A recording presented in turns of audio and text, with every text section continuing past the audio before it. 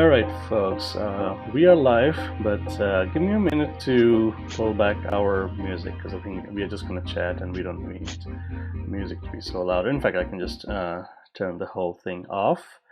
And before we start, David, could you say something, please, just to check your audio? Hello, can you hear me all right? I don't actually. Well, I heard you, but I don't think the stream did. Okay. All right, one more try. Testing 1, 2, 3. Okay. Okay, I think I now hear you.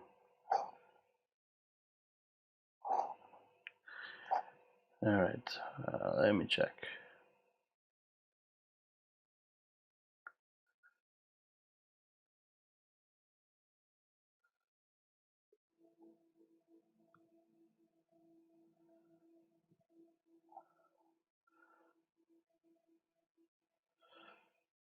Okay, turn music.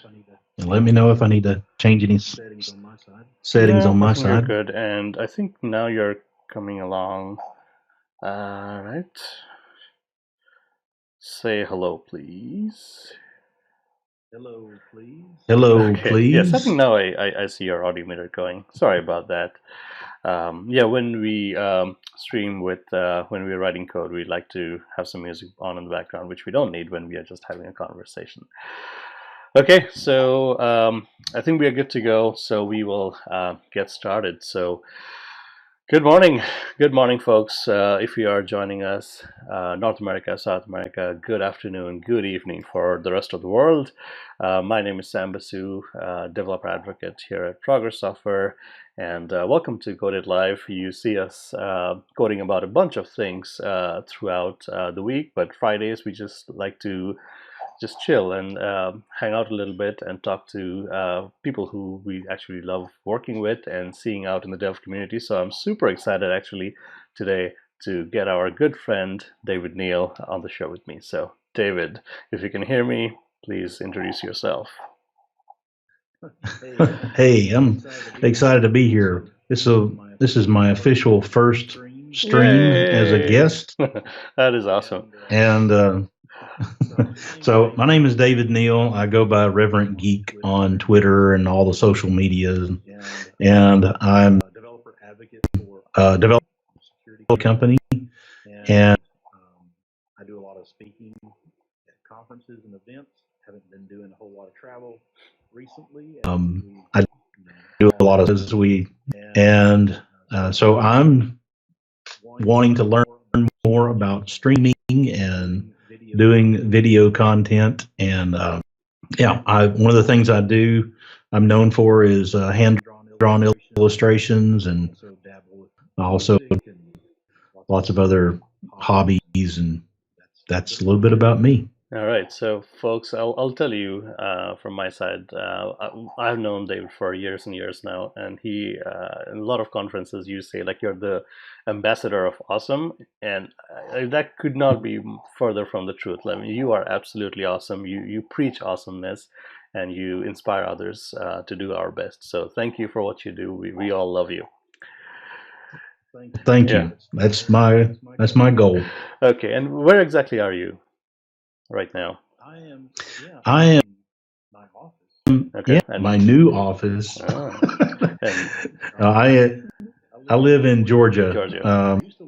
I used to live in Nashville, Tennessee. I lived in close to 20 years, and nice. We moved a few years ago to Georgia to help take care of some family. So I'm about 3 hours from that. Nashville for me is still kind of my hometown, and two of my kids live in the area, so missing getting to go to Nashville. Like we normally do.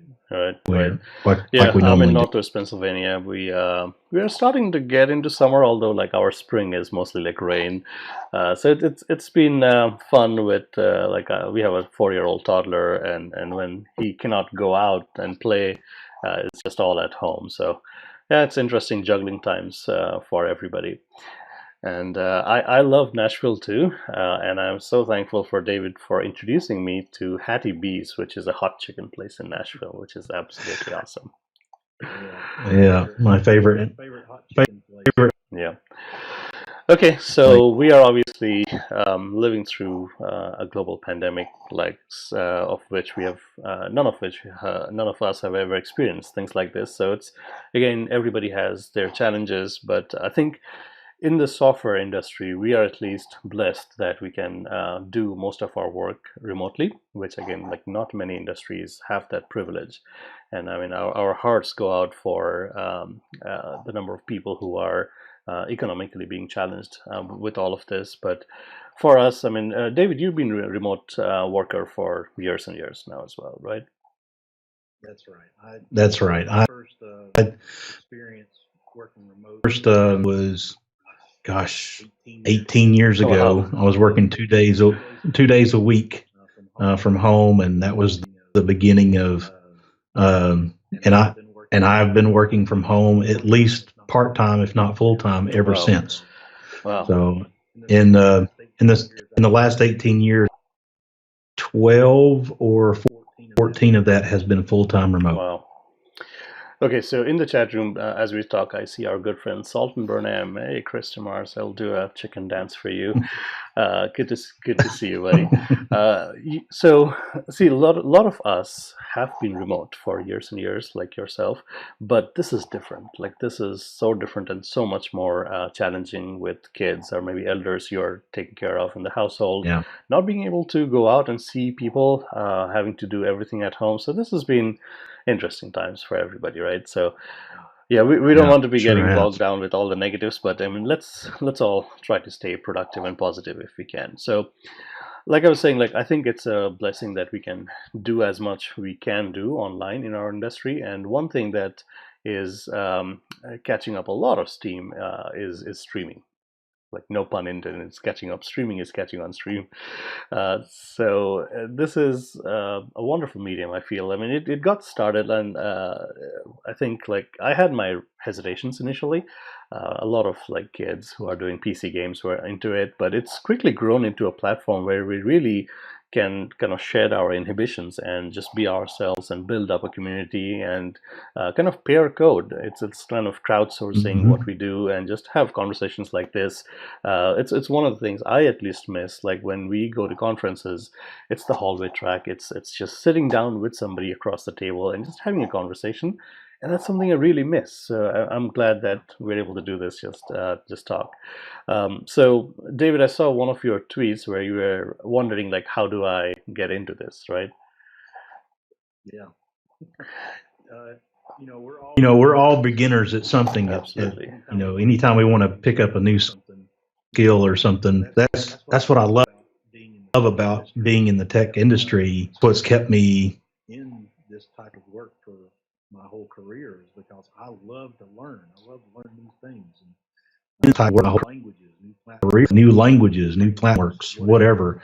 And so for me, I've kind of from afar this phenomenon of streaming as it's gained popularity, and I've seen folks like streaming Jeff Fritz, have great success with streaming, and so in the back of my mind, I kept thinking, that's something I should look into. That's something, and now, what better time than now to jump on to all kind of separated physically. We're depending now more and more on virtual connections, virtual and platforms like this to be able to connect and have these. I see the value in it, and I want to I want to, try to give. In the last 10 years, I've looked at lots of different ways to give back to the community, and another one that I should be pursuing. Yeah, and I mean, if I just think about the things that you do so amazingly well for the dev community, like your sketches, your music, I mean, this could just add a whole other dimension to how we see you work, and it's going to be fantastic. So, I hope so. As for me, like I'm speaking to you as if like I've been doing this for a long time, which I really have not. But the good thing is, like this channel, Coded Live, it's actually a team channel. So we have like four of us kind of streaming throughout the week, and you see a mixed, different types of content. But we thankfully got started probably a month or so before this quarantine and the pandemic hit. So we had a little running start, so that was nice. But the thing to kind of keep in mind, and as I'm sure you have seen, and everybody who starts out sees the thing, it's just a lot of information. It's just a lot to process and figure out what works, Yeah. because a lot of this comes down to our personalities. Not everything is cookie cutter. You cannot just go to somebody's like streaming setup and just try to do it exactly the same, because we are all different, and it comes down to our personalities on how we want to set up things, what makes us comfortable. So there's a lot to take in, and um, in a way, you can only you will learn as you do more. That's the kind of thing I have seen. Like there is no shortcut to this. There is no thing that like all of a sudden we get good at it. It's just like anything else in coding. You just get better with practice, and you fine tune what you do. Yeah. So to me, whenever we talk about starting up streaming, there are like three aspects to this. One is our like the human part that we bring to it. Again, this is like I say, it's very dependent on the personalities that we have and the things we like doing. How much do we value other people's time? How much do we like to entertain? How much insecure are we to put out our vulnerabilities out on the internet, right? So that's one aspect, and then there's obviously the hardware, the software, and the setup, and everything else, all the paraphernalia that goes into streaming. But for me, like mentally, like that first block was important thing to overcome, and especially like you have organized conferences, you speak all the time, and part of it for me is the mindset that we have, that we like to plan things. We like to know what demos we're going to show. We like to know what code we are going to write. We like Yeah. to plan, like you do a lot of keynotes, and planning is a big part of it. And planning and preparation and practice is a big part of how you present yourself.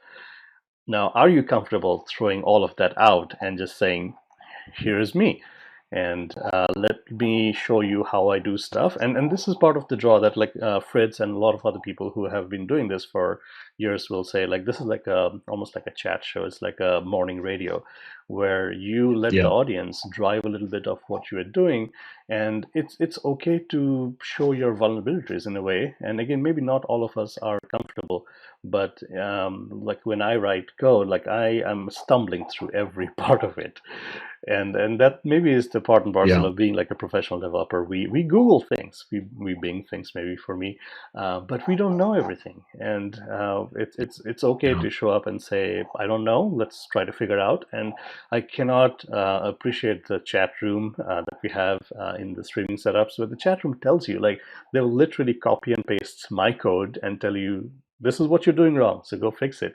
And it's amazing, because like without that, I will struggle. I will not be able to do any coding on stream. So to me, that was like a mindset. Yeah, that's cool. Yeah, but part of Yeah. you know But part of, just some of with my hesitation some of my couple of years hesitation ago, over the last couple of years for starting something um, has been one, the kind of spontaneity of it. You starting don't really something like know that. ahead You of don't time really some of the things. so there's a less little control less over. control over, And the other thing is, and like, and how can I how come can up with something I come up with for an an hour, or or for however long you might stream, or something that I would however it's, go? It's so I've been feeling a little bit of that Mm-hmm. imposter have Right. of like, well, why would anybody be syndrome that we all have in watching me type on the or if they see me draw one thing keyboard, or or so how can I just what's the point of me showing some of my showing some of my if I'm going to if I'm going to everything that I can do exhaust everything that I can do. or um, Same goes with music. Once you hear me in play one guitar, episode. Guitar once, hey, it's going to sound a lot like that every time I play guitar. So we're actually starting to see a lot of our friends out in the chat room. Taylor Learn to Code, that's our beloved Chad Green from Louisville, Kentucky. Good to see you, Chad. Yeah, good to see you. Oh, So yes, cool. it's the famous David Neal that I have. So here's what I'll say, and I mean I've actually seen you do your sketches when we are out at a conference. I would watch you every time. Every time is different, and I mean same when we write code, like the things we stumble on. So to me, like it's and this is even in a way less of a barrier to entry than at being at a conference, because like some conferences, when like especially if it's a big conference, people have obviously paid to be there, and they're taking time away from their families and their work to be there and learn, and you feel obligated that I need to provide value for the precious hour that somebody is giving you. This is a little more lower barrier to entry. I mean, people can Sure. go in and out of your stream anytime, and a lot of people actually have their streams up on their phones, or they're maybe doing something else in the kitchen or in the yard.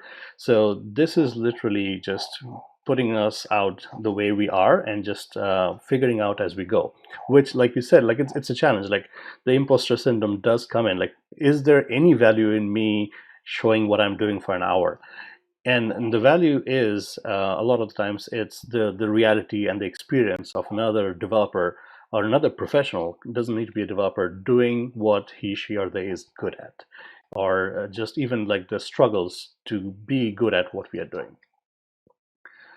Yeah. Hey, I see Scott Addy. Good to see you, Scott. Shout out to both of you. Yeah, dev community. That's what in times like this, David. Like the dev community feels like an extended family. I mean, I can lean back for some comfort, and say I'm so glad that we have this big community and this big family to fall back on.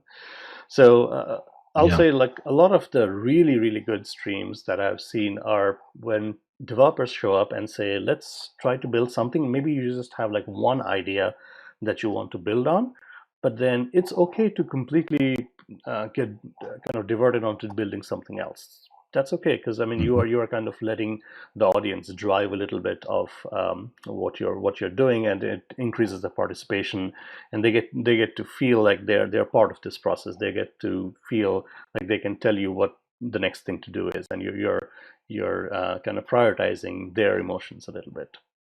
Yeah. So yeah, I mean, this is an everyday thing where you're going to question, like, what is it? Should I stream? Should I, or what value am I providing when I do this? And the value is your experiences, watching you do something. And again, like to your point, like I will watch you. I will watch you write code. I will watch you sketch. I will watch you play music all day. And even if it's the very similar thing every day, it's different. So yeah, to me, that is a mental block. I've actually known people who are phenomenal speakers when it comes to conferences or like a big presentation, but they just don't like doing stuff like this because it's just too informal. Again, you're showing up with your vulnerabilities, and it's just not quite their cup of tea, and that's okay because we're all different. Yeah, it doesn't need to be for everybody.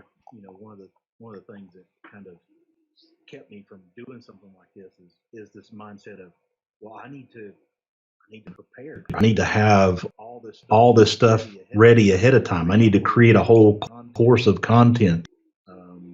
Approaching this like I'm doing training, approaching or something, curriculum and a whole step-by-step thing. And what I'm hearing is that it's nothing like that at all. Is that, hey, sitting down, having a conversation, and inviting someone to kind of watch over your shoulder it's doing stuff. it's nothing Exactly. down. Exactly. And that seems a little intimidating. Yes, and again, this is where too, it comes down to like, our personalities and what we find uncomfortable.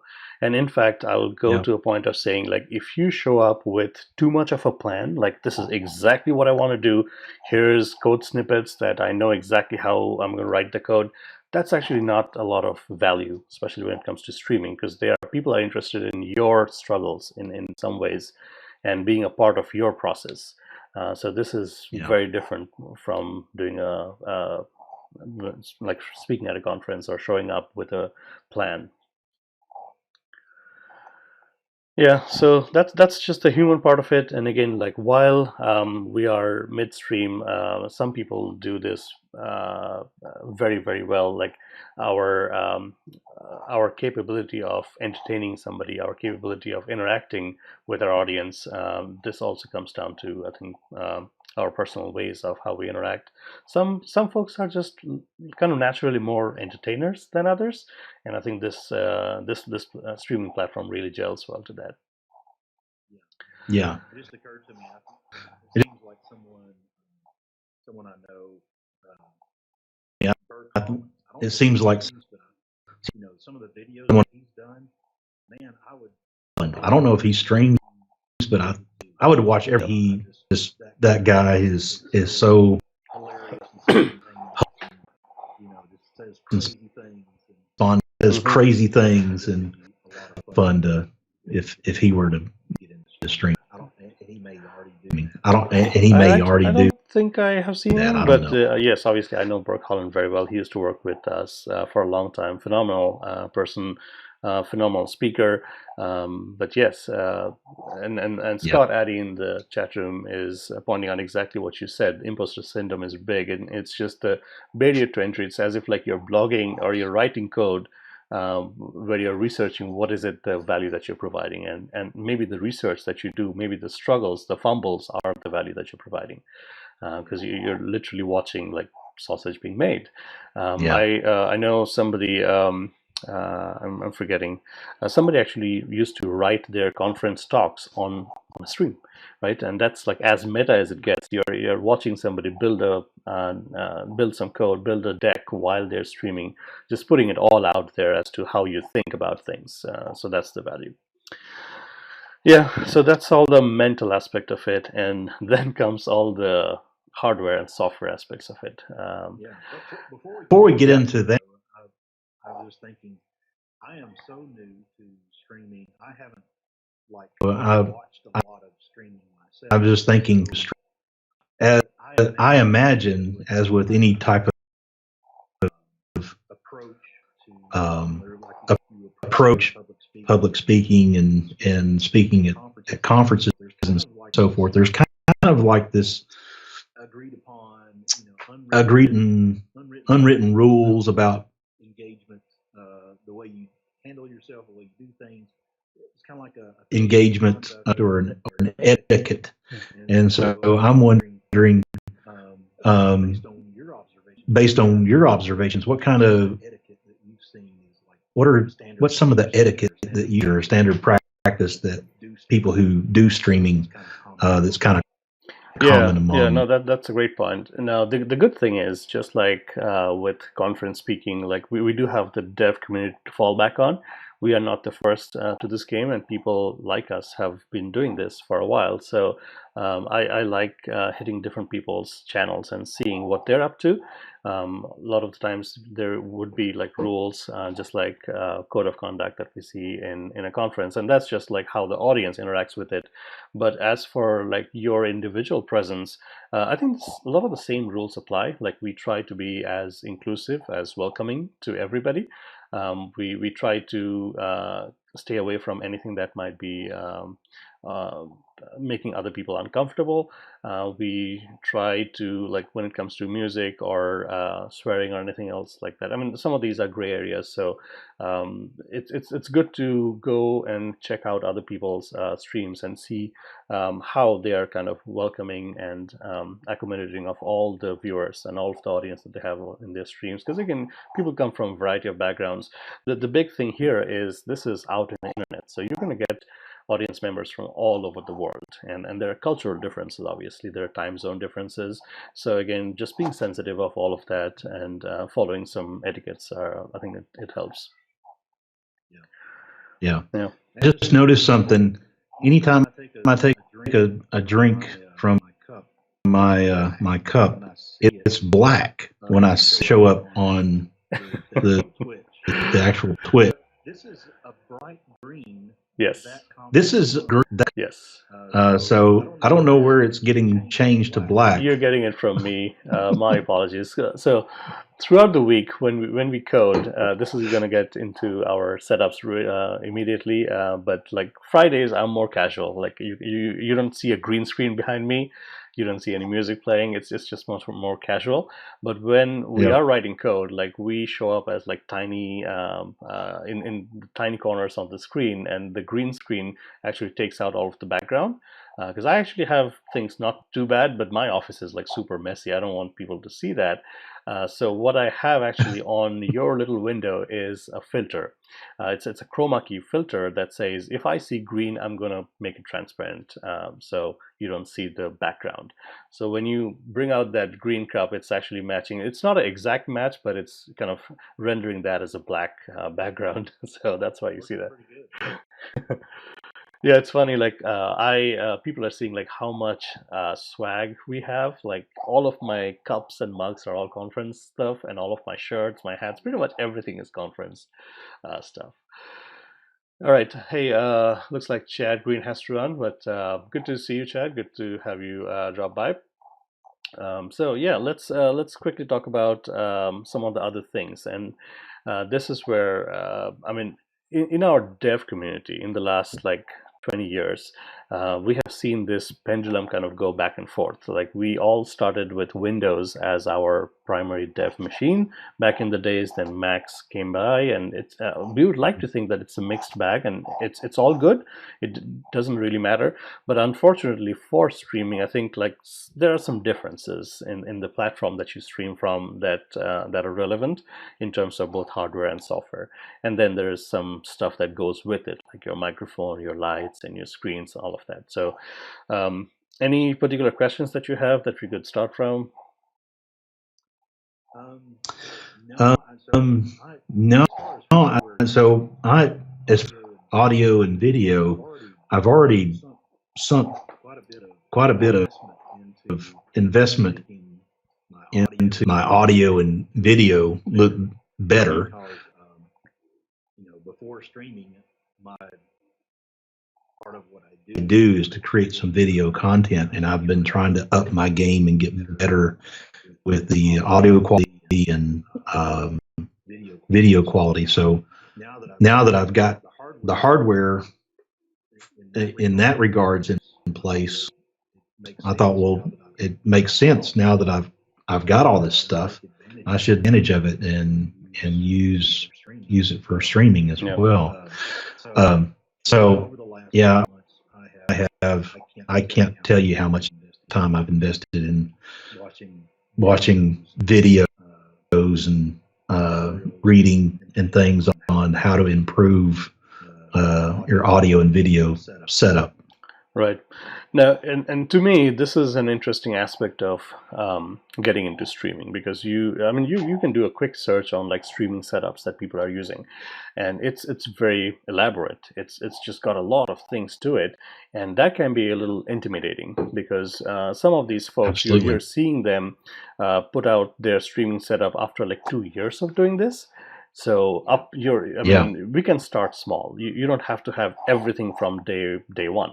Like somebody like Fritz, who's been doing it like for 3 years, like that's a lot of equipment that he's using. And again, I mean, we are starting to use a lot of that, but I mean, you can build up on it. You don't have to have everything from the get-go, because otherwise you're looking at like thousands of dollars to even get started, and that's a barrier. So I think the basics of it, like you said, like audio or video are important, because that's the big part of the quality that you're putting out.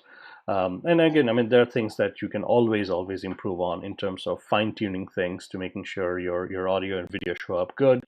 And then the big part of this is, Core Bob in the chat room is saying perfect setup is the enemy of just getting started. Yes, yeah. There's no point in just shooting after that perfect setup and just waiting until you have everything, because it's going to be a never-ending wait. So start, and again, we are not here to judge. Again, right? So this is again the nice thing about being in the dev community. The gaming community may be different, because again, they have been doing this for years. A lot of people have a lot of investments. When it comes to streaming out code and what we do here in the dev community, I think people are very forgiving because again, we are all learning. We are all learning as we go. You don't need to be perfect. Again, it's okay to have things that you improve on. So when it comes to setup, again, I mean, a lot of people will say get this, that. It's like a long set of streaming setups. But yes, having a decent microphone will definitely help. Like a USB microphone, having a decent camera will definitely help. But again, I mean, you can start with the camera that's built into your laptop or your machine, but then any overhead camera, like right now I'm actually speaking on the camera that's right in my laptop because that's just the view, but then I do have a camera that's up there. So again, these are all like steps that you take to kind of build up on the stuff, and then you can get into lighting, especially when you have like screens in the background, how much of the light you're picking out, how well things are lit on your face. All of those things are things you can kind of improve on. And people go all hyper on the sound quality as well. Again, I know folks, I actually don't have it, but you can get like a pretty professional sound mixer. You can start small, you can get a sound mixer, and then you get to have fine-tuned control over exactly what sound that's going out on the stream. Yeah. And then there are little things that help along the way. I'm a huge fan of this little thing called the Stream Deck, which is built by a company called Elgato, which makes a bunch of other things as well. They make nice green screens. They will make nice lights. They will make like video capture cards.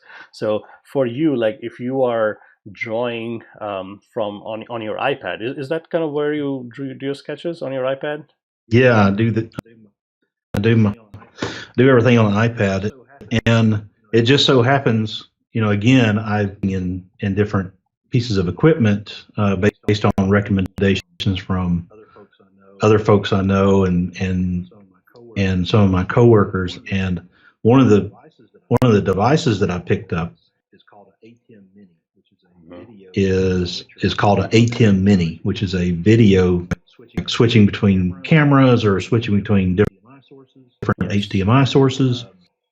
And I found my old Lightning port dongle for my phone, and I now have my phone on an old mic boom stand that I used years ago with like a Blue Yeti microphone. Boom stand used years ago with like a selfie stick type thing to hold my phone. And I've got my phone now pointed at the desk. I can switch using the ATEM Mini down to my desk, and so my hope is, I haven't want to, but the goal is I'm gonna be able to show my the goal is I'm gonna be an iPad screen with people watching me. It seems to preview screen, but that's the idea. Is I want to be able to provide that kind of experience. And that is a great point. Like you don't immediately have to go and buy hardware. A lot of people are using the phone as their camera because like the phone cameras nowadays are very, very good. So if you have a tripod, if you have a way of putting it up somewhere, then it can look down as you're typing. It can look down as you're drawing. And then the other aspect of this is like for you, like I would love to see your hand while you sketch, but I would also love to see just like exactly what you're sketching, just the screen output of it. And this kind of comes down to gaming. So when people game on their Xbox or their PS4s and they're catching the stream and putting that out, so essentially this is a video card that you're talking about. So you will do your stuff on your iPad or on your gaming machine, and then you take the video in or video out from that machine and you feed it into your streaming software and you put that out. So you also see the screen that you're working on. So yeah, you can go as simple or as hardcore as you want on streaming. Again, a lot of these little things help, like video switchers and audio switchers and mixers. But again, to the point of what the chat room was saying, you don't have to have all of it, and you can start building up. The other aspect of this that I find interesting is just the differences in between like the PCs and Macs. You would like to think that it's all fine, but it's not actually apples to apples. And part of the reason is the software optimizations for Mac are not as advanced as they are for Windows. So the streaming software is just a little more fluid. It has a little more functionality and a little more APIs compared to on Mac versus Windows. So again, there are little differences, and you just get used to it as you go along. Yeah. The other, yeah. Well, it makes sense. Yeah, it makes sense that streaming kind of got started, and gamers are predominantly going to be on PCs. Windows Yep, machines. exactly. So that makes sense that the software and the things that are available, it kind of, that's where it's going to show up. And so there's going to be a priority that's gamers and PC hardware. Yeah. So no, I mean, it's good that I'm glad to see that. I don't. It's been a while A Windows machine, and that's not something I'm keen to since I've had invest back in to point, although that may happen someday. Yeah, I mean, I'm on a Mac just like you, and yeah, I mean, the Mac side of the thing is fine. You just have to know the quirks. You just have to know the limits of what your machine can do. Some people actually have like a big hunking like Windows desktop under their desk, and then they are using their Macs as their dev device, and then they are streaming from the Windows machine. So you kind of get a best of both worlds, but it can be a clunky setup if you don't want to have like another set of keyboard and mice next to you. Or, I mean, you could use the same keyboard. There are like virtual solutions where you could still control the mouse on the Windows machine through the same mouse pad or magic mouse that you have. But it's just a few more moving pieces to that. Yep. Yeah. And the other aspect that catches us by surprise is just like how compute heavy some of the tasks can get, because what we are putting out on stream is just pure audio video, but it's an aggregated audio video from lots of different sources, and you have to actually encode that while it goes out. So that's a pretty heavy process, and this is where your CPU and your GPU really come into the play. On Windows, it comes down to like there's a family of GPU APIs called NVENC, which is something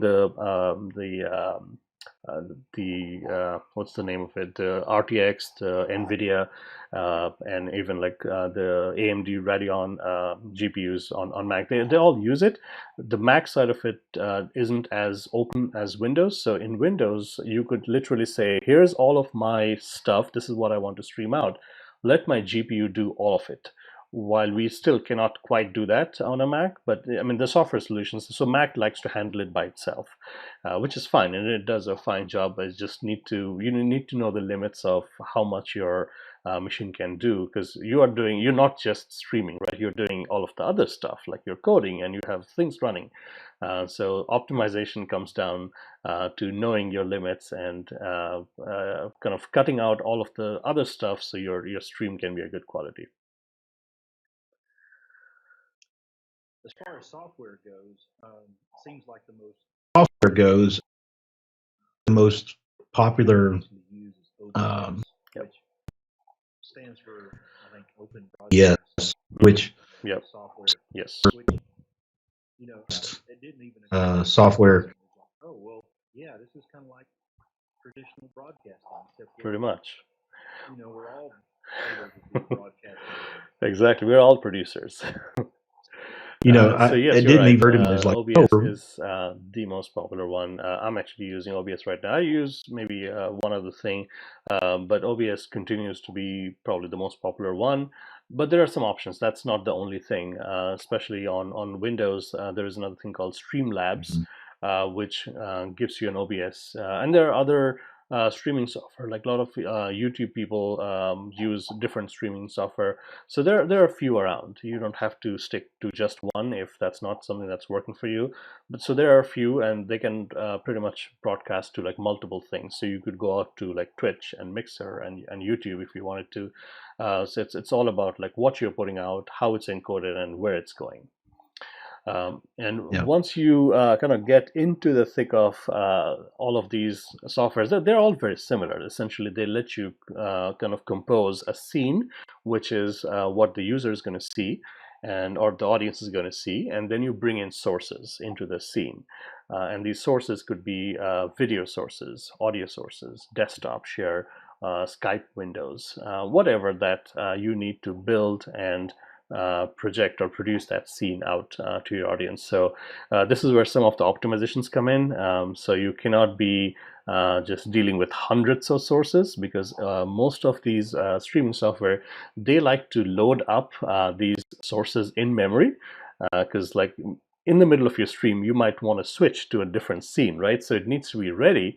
And if you're not careful, you're going to really clog up your memory consumption, because the streaming software is just literally trying to be as ready as it can to have you switch scenes midway if you wanted to.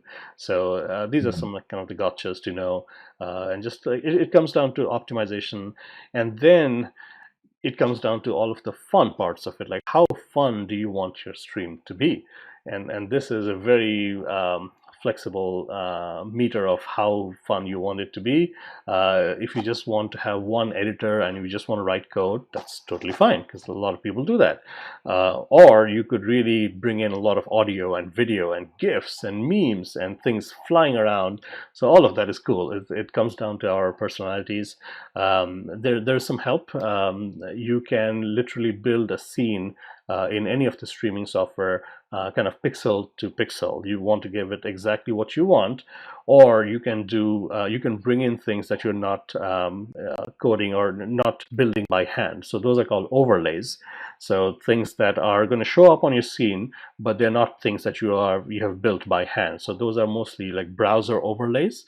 So things like your social handles, things like whenever somebody gives you a follow, or you cheer something, or if you get stuck, you have like an emoji, or if you have like other GIFs and memes with or without audio. Those are all overlays, the things that you kind of stack up on top of your scene. And a lot of them may be invisible until something happens in your stream, and you just press buttons to kind of light up things as you go. Yeah. What else? What else kind of caught you by surprise when you were looking around? Well, the software itself, the times that I've The opened up software OBS and like tried to figure out what this thing does. figure out It's been kind of overwhelming, like all the options and all the features and the terminology, and it's just and the new things. terminology Learning the whole and vocabulary and things. So something like Streamlabs, which is now available. like Streamlabs, which is now I've thought maybe that's what I maybe that's what I should use to start with, and then switch to something like OBS that OBS, when I look at it, I'm thinking, well, this is the Linux. Yeah, it gives you a lot of yeah. Streaming, where Streamlabs is more like, oh, this is the nice GUI Mac, approach to streaming. Yeah, streaming. You're absolutely right. So I mean, with a lot of power comes responsibility and maybe a barrier to figuring out how to do things. So yes, and again, like I've said, like you can go as simple or as complicated as your streams need. Again, coming down to our personalities, like how pixel perfect do you want? How much control do you want to have over every aspect of your screen? Do you want to use a designer who kind of brings you some of the things that go with your brand? So maybe you have overlays and you have backgrounds that kind of gel with exactly how you want to portray your stream. So yeah, it's a wide world of doing whatever makes sense for you. Yeah, I just learned about overlays Yeah. yesterday. That's a whole new thing for me. And as soon as I just learned about overlays yesterday, where my thought was, well, I want to be able to personalize with my own style of I want to be able to create my own. Absolutely. I want to be able to, have some fun with it. And, put my Twitter handle and other social media and things like that onto an overlay that I can use on my streaming. And I didn't get very far. and everything that I searched for using somebody else's templates. Mm-hmm. Going was like template places and buying templates. I don't want to buy something. Right. I want to create something. Yeah. If you happen to know how to create a template from scratch. Yeah. Sorry. So most of the things that you can get ready-made are templates that somebody else has made. So Streamlabs or Stream Elements, those are all places. Actually, hang on one second. My throat is bothering me.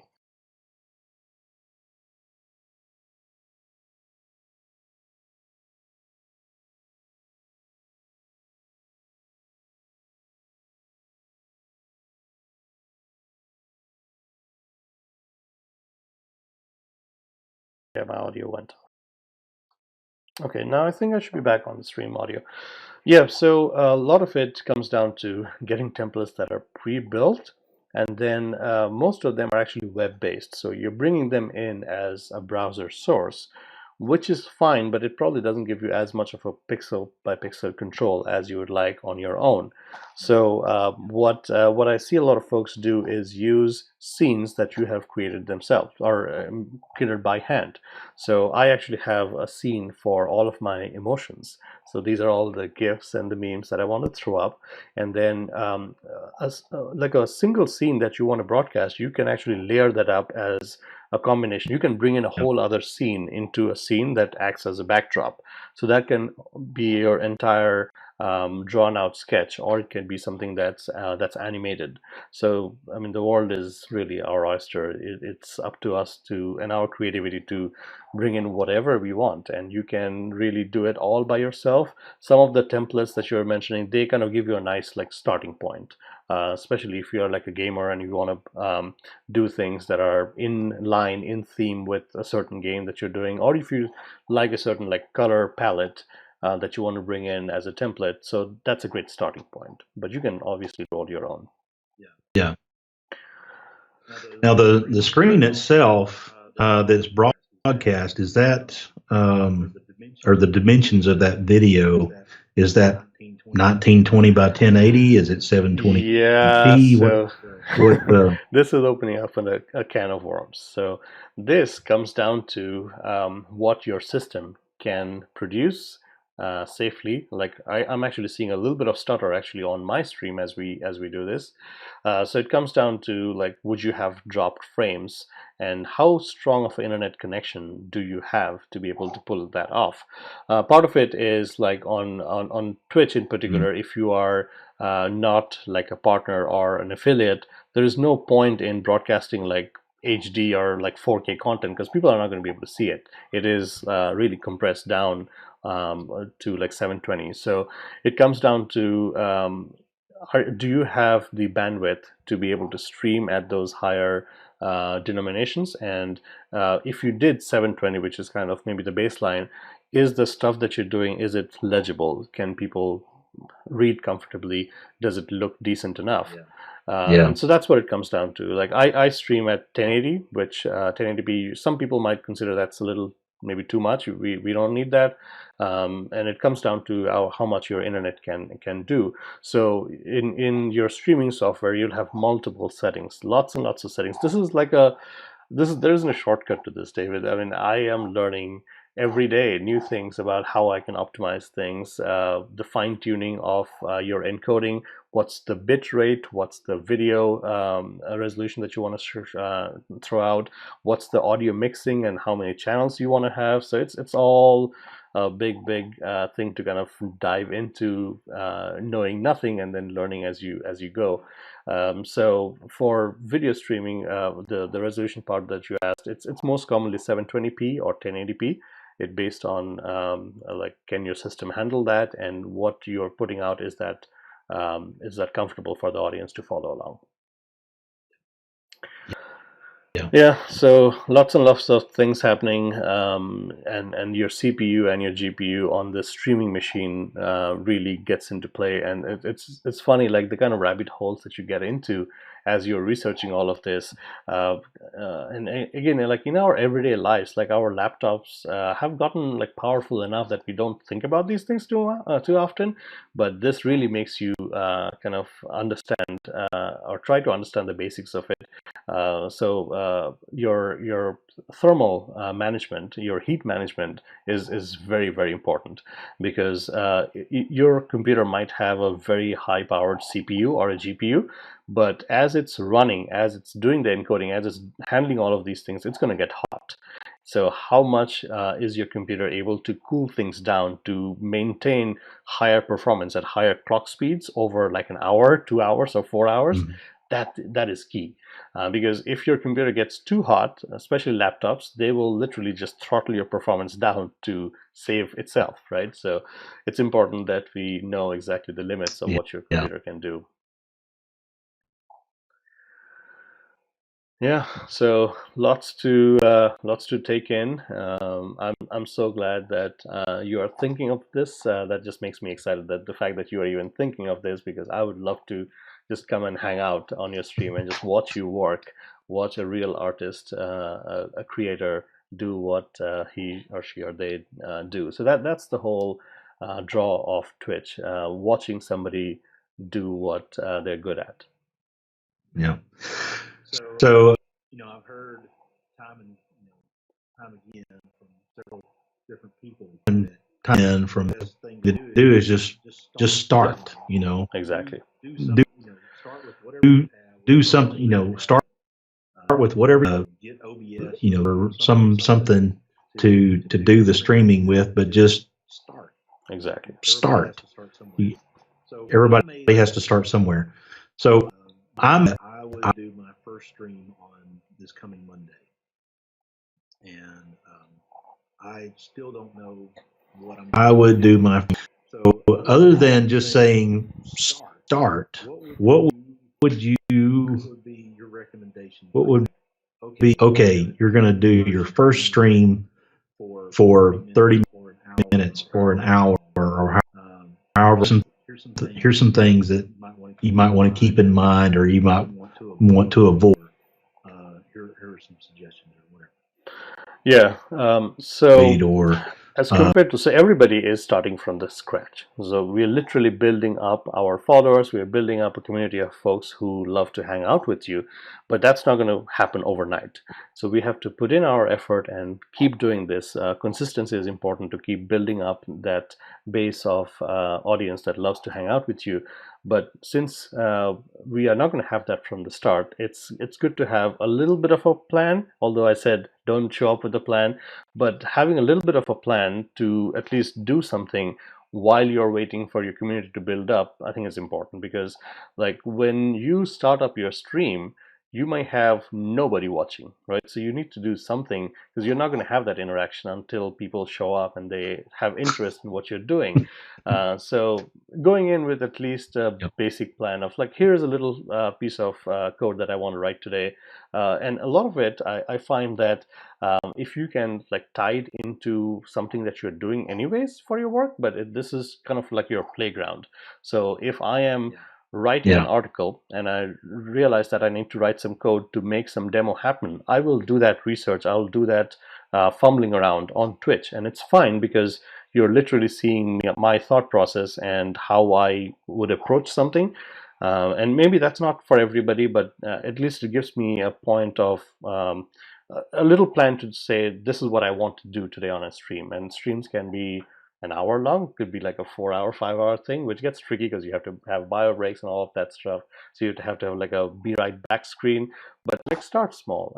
At least that's what works for me. Starting small and just trying to do like one small thing in a stream, and then over a few months, once you have your audience, once you build up that base of folks who want to hang out with you, they will tell you excuse me, they will tell you more things to do, and you'll have more like opportunities to chat and interact with your audience. But we all have to start somewhere. All right. Anything else comes to mind? I think we got like 5 minutes left, but to me, it's just a never-ending learning curve, and it's fine because we are getting something out of it. We are starting somewhere, and I think Core Bob in the chat room said it perfectly. Like, perfect setup is your enemy of getting started. Like, we cannot be chasing that um, for too long.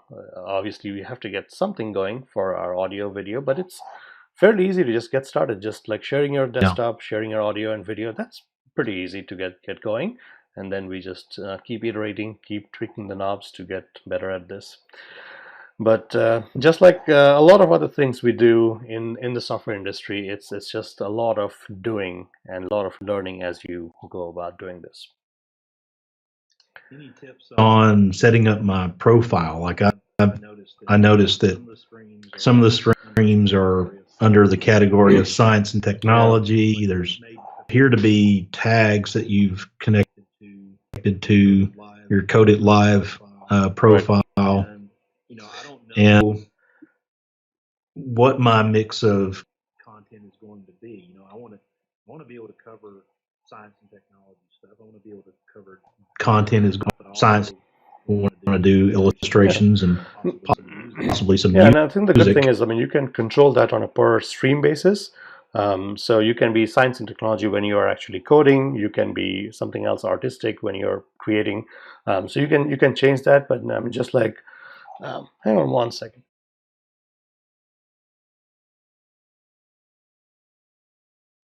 Okay, I should be back on stream with my audio. So just like we do on a conference talk, there are like a bunch of tags that you associate your talk with. You could do the same thing. I mean, you could just choose like a bunch of different things. And like streaming, especially like on Twitch nowadays, it has the same problem as like the iOS store or Android store. Like, discoverability is really hard unless somebody actually knew you and they're coming to see you. But otherwise, like these tags essentially help you kind of stay on the limelight if somebody is watching for that specific thing. But the good thing is, I mean, every time you start a stream, you can set up those tags. You can set up those descriptions, and people get alerts. Like, if they follow you, and if I follow you, and if I see that you're going live, that little title, that little description that you put in is like a hook to kind of bring me in, to kind of get us interested. Yeah, and I've actually seen folks spend a lot of time on the profile because it's important. That's the first thing I see when I go to your channel. So I've seen people take help from some designers. If you can have those little boxes nicely done, little things help. Yeah, and it all comes down to, again, brand management, as in any other like social platform, like how you want to portray yourself. For us, it's a little different because like this is a team channel that you're looking at, so you actually see a lot of other things about what the rest of the team is doing, what our upcoming streams are. So consistency is key. So pick a time and a frame and a day that works for you, and just like keep at it. And not everything is going to be the same quality because we have our ups and downs days. Your computer is going to have your ups and downs, but it's all part of the game. All right. So, any other questions, chat room? Let us know. But otherwise, we will put up this conversation. We obviously record and put this up on YouTube.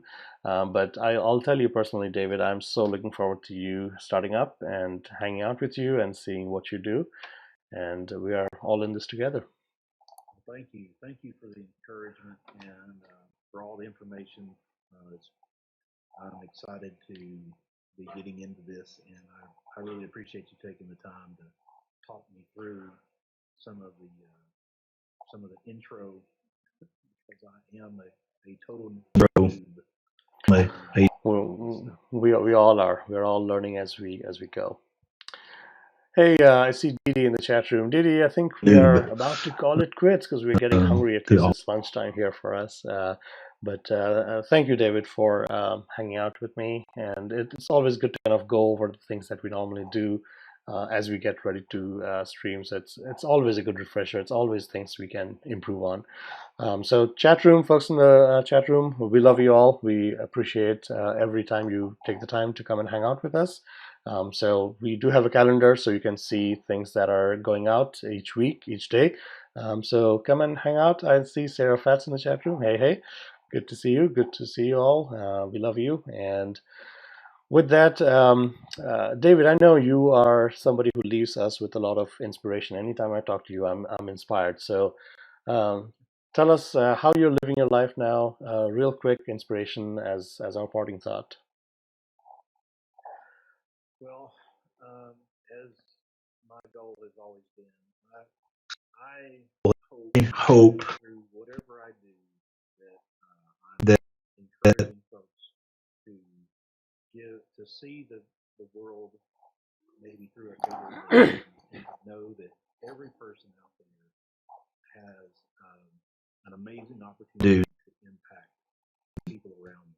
So, that I'm especially encouraging folks in times to like this where everyone's feeling isolated and and maybe feeling anxious. I want to encourage you that you're not alone and that you have an opportunity feeling anxious. through a kind word, an act of kindness, or just taking the time to listen to someone else that you can Through a kind word else that all the difference in the world to another person. it may And if you need help, you make all the difference in the world get help.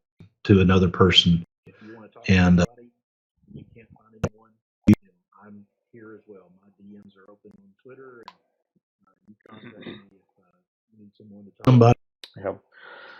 Well said. Well said. That should literally be the last thing we do. But folks, I do have like me if David's Twitter handle right down there if you need to get hold of him or me. And like you said, let's all try to take care of each other. I think empathy is a big part of the times that we live in. Let's be kind to our friends, our family. Let's be kind to ourselves, and let's be a little more forgiving and try to be positive and productive in what we do. All right, folks, I think that's going to be our time for now. And come back and see us here at Coded Live, and we shall see you next time. Okay? Bye-bye. See you, everyone.